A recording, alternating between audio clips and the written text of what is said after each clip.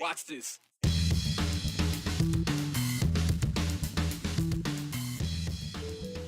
Sorry, kids. School's just about to start, which might mean a celebration for many parents. Unless you're a parent just as concerned as your kid with their school's new cell phone policy. Forcing students to TTYL is leaving some not LOL.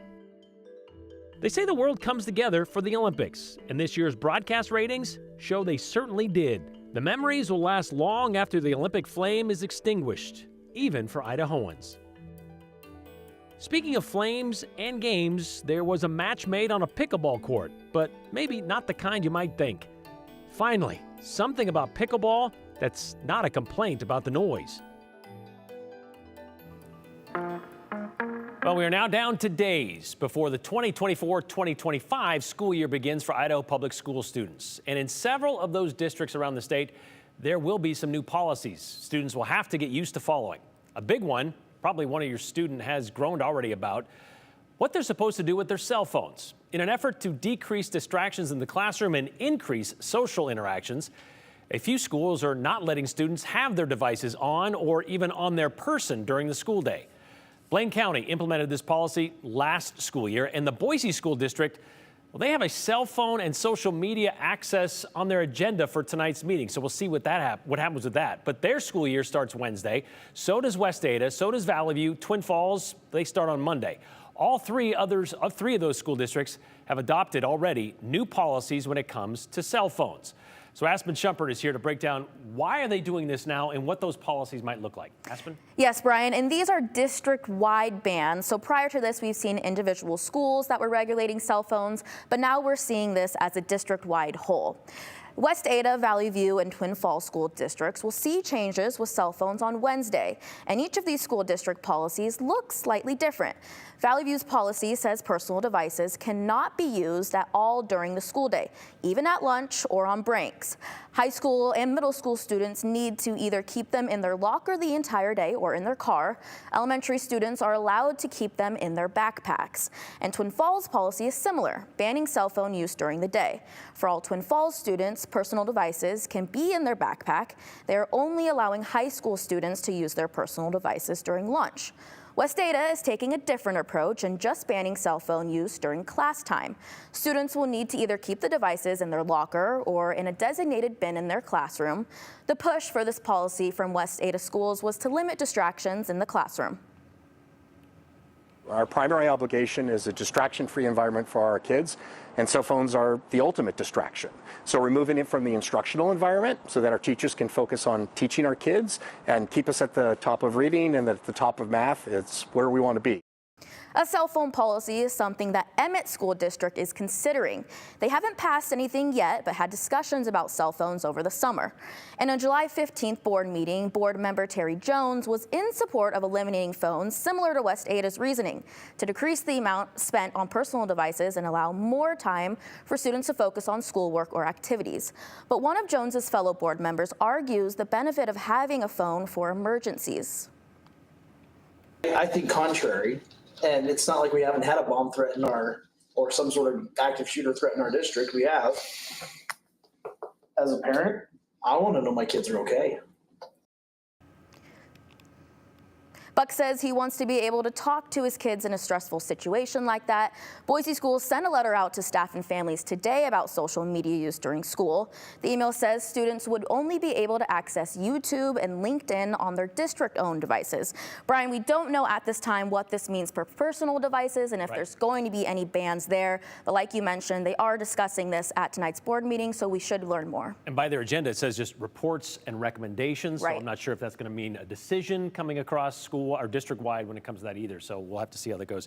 It was interesting. Our partners with the Idaho Press, they did ran a story recently where they spoke to the superintendent with Blaine County. And when they started this policy last year, they expected to kind of have to, I guess, confiscate like 10% of the phones. And it's only been like 1 or 2%. So a lot of people have been supportive of it and going along with it, and it haven't really been a problem. And I think if this is going to be something we continue to see, maybe looking at Blaine County of what worked, what did it look like, because they've been doing it longer than some of the other schools we're seeing here in the Treasure Valley. Yeah, so get ready to hear from your kids if they go to West Ada, Valley View, Twin Falls, and or Emmett if they decide to. Yeah. Do it. All right, thanks very much, Aspen. Well, for the first time in a fortnight, the focus of sports fans and fans of obscure sports, well, is not what is happening in France. Paris Olympics are now wrapped up. Team USA once again is going to be bringing home the most medals of any country. Well, Team Idaho had a pretty decent showing too, including Chloe Dygert, coached by Kristen Armstrong, who rode away with the gold in the women's pursuit team. Mountain biker Haley Batten got silver in the women's cross-country event. Matteo Jorgensen, he finished top 10 in the 170-mile Olympic road race, making him the highest-placing American in both that and the Tour de France.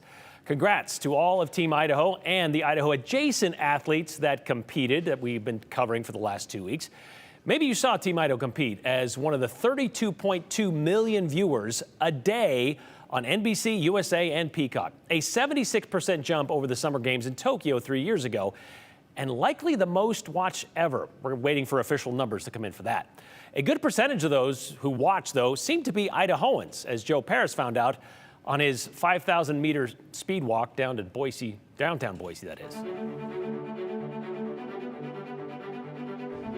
Tell us your favorite Olympic memories.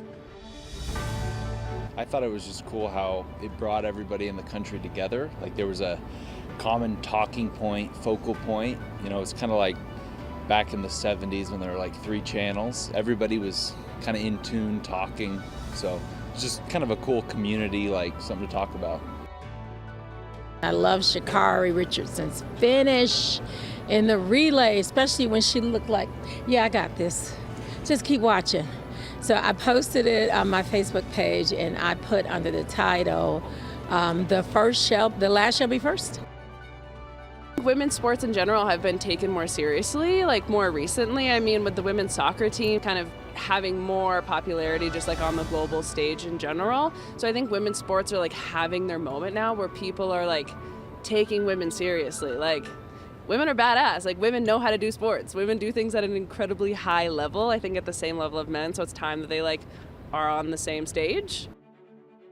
I watched a little bit of the Olympics. My buddy's wife was a long jumper and she ended up winning the gold medal. What's that like watching someone that you actually know win? It was pretty cool actually.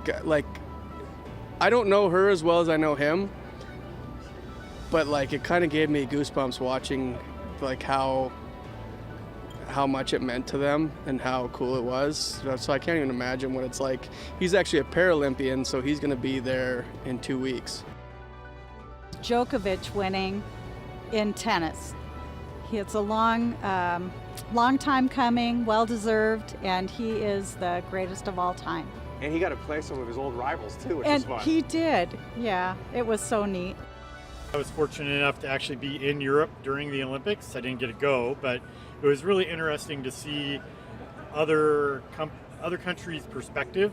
Like at one point in time, we could watch the Olympics on Eurosport, French TV, Belgium TV, and BBC, and it's a big deal everywhere. Even if they only have one athlete in, they covered that one athlete's performance for the whole evening. And so that was really cool to see that it's not just a big deal like we make it here, it's a big deal in the whole world. I agree with the gentleman that said it was nice that, you know, you'd come into work or you'd see your friends and everyone had seen the same thing the night before with streaming. Everyone's watching so many different things. So it was cool that so many Americans and people around the world were watching the Olympics. And we're really able to talk about it with our neighbors, our friends, discourse online. There is even some really fun rivalries, especially between the Americans and the Australian athletes. In the Olympics, they are not over just yet. The Paralympic Games begin in Paris, France on the 28th of August. We have 3 athletes with Idaho connections, and you can cheer them on. Boise long jumper Annie Carey, high jumper and Boise State grad Roderick Townsend, and 100-meter sprinter Lindy Markinson, who attended Brigham Young University, Idaho. Brian, it flew by. The Olympics were a lot of fun, though, this time. I believe so. And I believe Boise's Heather Cox is going to be there covering the Paralympics for NBC, so we'll keep up with that, too. Well, the fans of Heather Cox will be thrilled. Thrilled by that. All right, thanks, Joe. Idaho's Attorney General joins yet another lawsuit, and you may have noticed our skies have gotten a little bit smokier today, a decrease in air quality over yesterday's improvement. Well, that's because of all the wildfires still burning out there. But there is some good news with those, as Morgan Romero tells us in today's 411. Crews are making progress on the Paddock fire burning north of Emmett. So far, it's burned more than 187,000 acres, but it's now 16% contained. Evacuation notices remain in place for parts of Gem, Payette, and Washington counties. The Gem County Sheriff's Office says deputies are going door to door to alert people who need to evacuate immediately, while the BLM says everyone in the area should at least be on alert. The West Mountain Complex includes several lightning-caused fires in the Payette and Boise National Forests. That includes the Snag Fire burning 11 miles east of Cascade. It's now over 13,000 acres and is not contained at all. Warm Lake Highway is closed because of the fire. The Valley County Sheriff's Office issued a Level 2 ready evacuation order for Warm Lake residents, the North Shore Lodge, and the Horse Thief area to include the YMCA camp. Idaho Attorney General Raul Labrador joined 14 other attorneys general in a federal lawsuit to stop the Biden-Harris administration from giving Obamacare to undocumented immigrants. On November 1st, more than 200,000 DACA recipients nationwide and over 2,700 DACA recipients in Idaho become eligible for taxpayer-subsidized health plans. The complaint claims this violates a federal law, which says you can't give public benefits to undocumented immigrants. It also says the plan violates the plain text of the Affordable Care Act, or Obamacare. Labrador joined the lawsuit in federal court last week. That's your 411 on the 208. I'm Morgan Romero.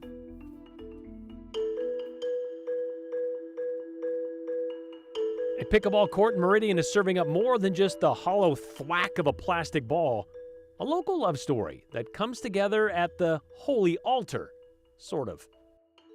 Certainly not the traditional wedding venue, but the 208 is not really about traditional, which is why we celebrate your involvement. Send us your irregular questions, comments, or concerns. We'll take the regular ones too. Just text us at 208-321-5614. And as always, include your name and the hashtag the 208.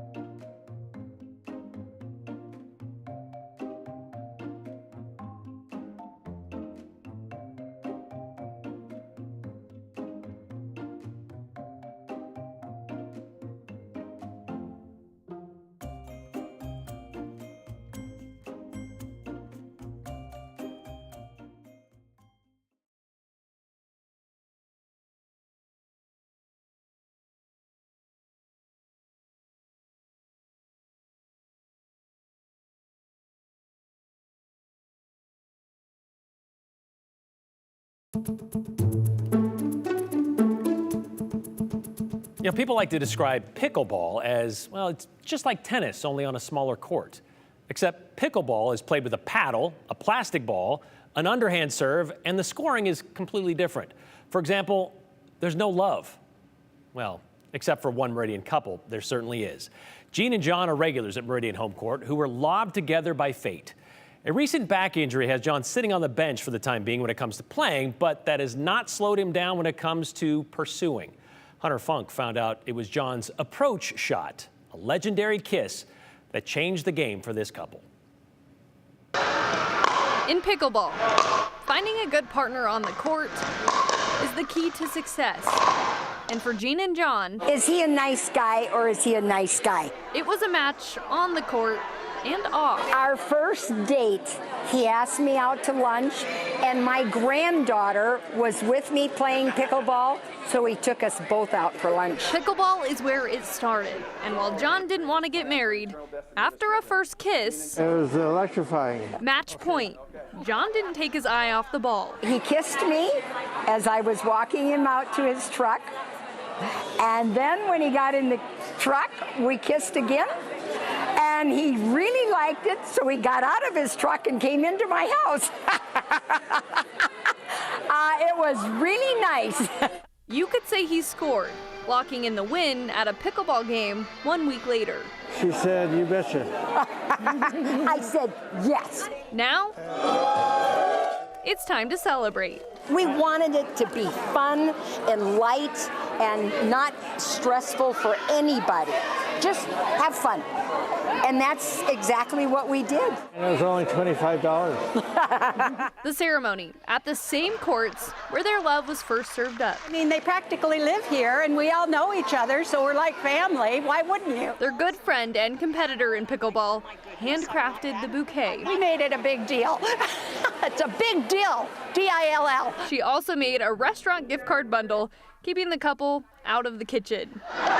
Just like in pickleball, the best matches start with a whole lot of heart and making the right shot. The importance is each other. That's what we want to enjoy in life, is fun.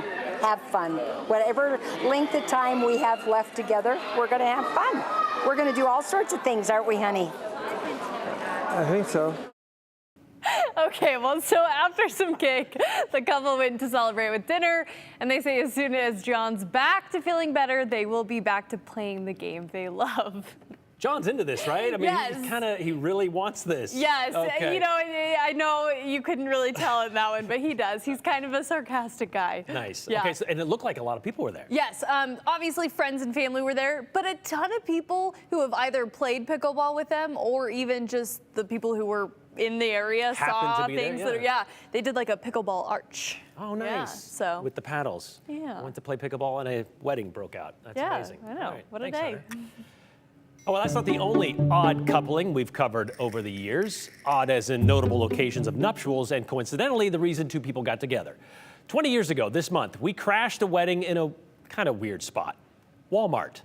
Appropriately, in the garden center of the Garden City Walmart.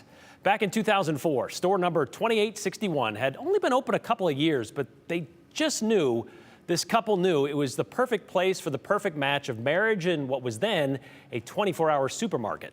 A Walmart wedding in today's 208 dial.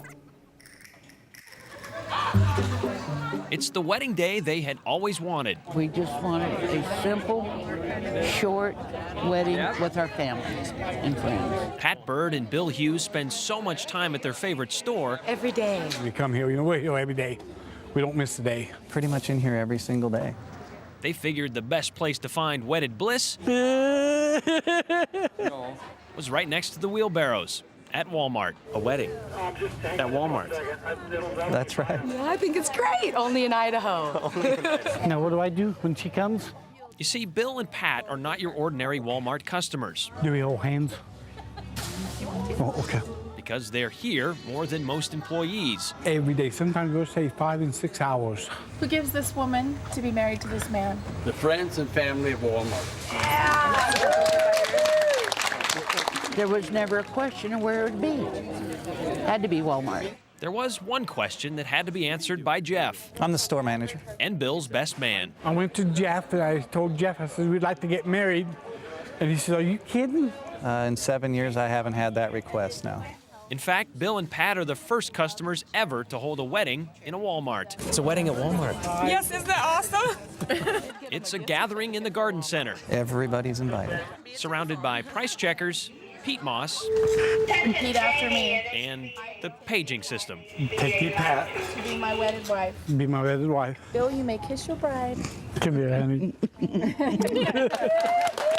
So from this day forward, Pat and Bill Hughes will be together, always. To Pat and Bill, it's their day. In the place of low prices, always. Then hopefully they come and see us every day like they do now. For sure. Brian Holmes, They're our family. Idaho's News Channel 7. Well, the rings Bill and Pat exchanged were purchased, of course, at the Walmart jewelry counter. The cake came from the bakery. Sadly, both Bill and Pat have passed away since we first showed you that story. Pat just 2 years later, and Bill, we believe in our research, passed away in 2013. Pat and Bill, though, they weren't exactly the first nor the last to be wedded in a Walmart. Apparently, a 19-year-old couple got married in Pasadena, Texas Walmart. That was in September of 2001, so one kind of slipped past us back then. Probably didn't get much coverage at that time, though, considering our attention was on other things in September of 2001.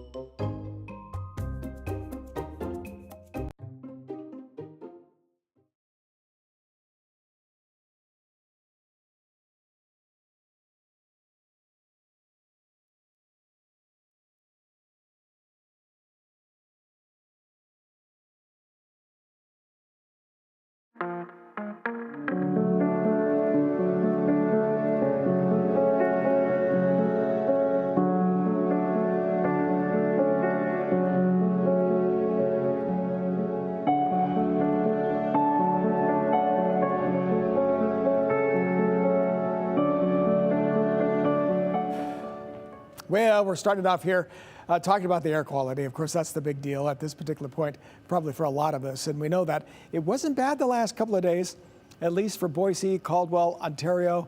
Up here toward Cascade, in McCall, pretty good. And you can see the moderate category for Sun Valley, and the same thing for Twin Falls. They do have good air quality over in eastern Idaho at this point. Up here north, up around Smiths Ferry and some of those spots, still red. A little earlier today it was purple. I'll show you the difference of that.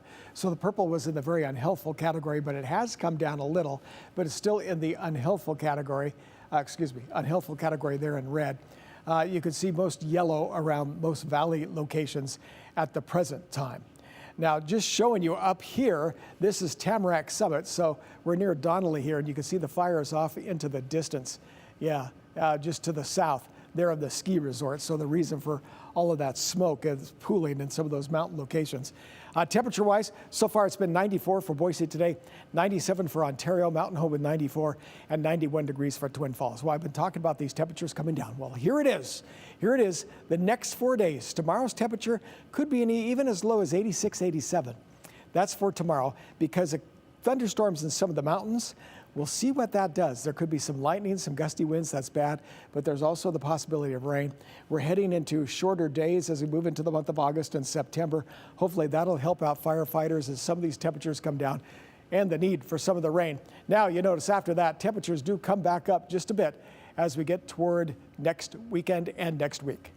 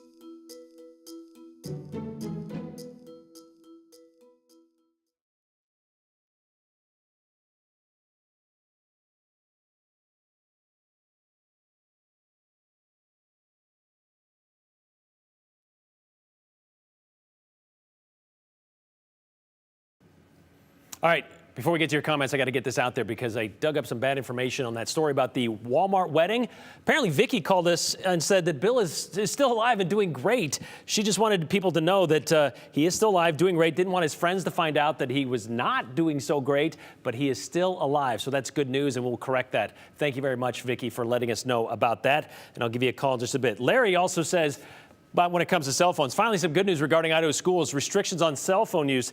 That is great. Hopefully we can watch the test scores increase. Same thing with Jack and Boise. We can watch those cell phones be restricted. Turns out that 72% of high school students or high school teachers say, yes, cell phones are a major distraction in their schools. So it's a good thing for everyone, apparently.